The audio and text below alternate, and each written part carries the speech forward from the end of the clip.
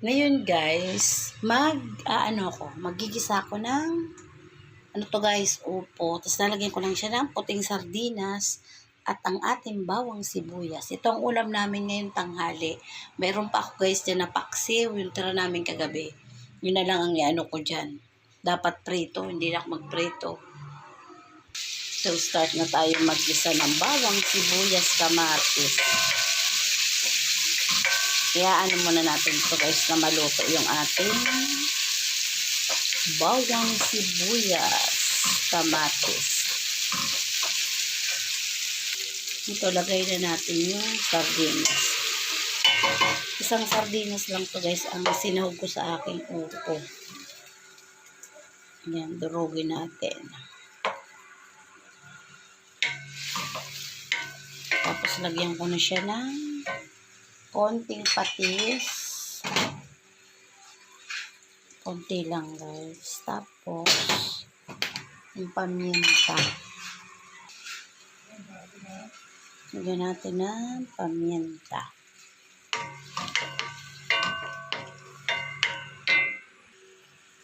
Lagyan natin ng ginisa mix. Ayan. Dubikit sa kutsara guys. Lagay ko na yung upo. Ito guys, yung ating upo. Isang buo pala to. Kaya lang ako pag nagluluto nito guys, kahit mura yung yung buto niya ba, yung niya, tinatanggal ko talaga yun. Pag ako nagluluto ng upo. Tapos lagyan natin ng konting tubig. Kasi nagtutubig naman to guys. Ayan, konti lang. Para may sabaw. Kasi yung apo ko guys, gusto may sabaw. Minsan sabaw lang inuulam ng aking abibe. Ayan, takpan na natin.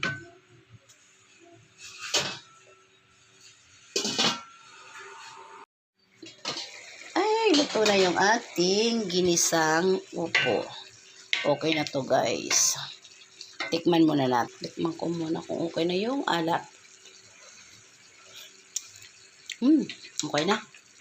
Sarap. Ito guys, okay na yung ating ginisang upo. Ayan.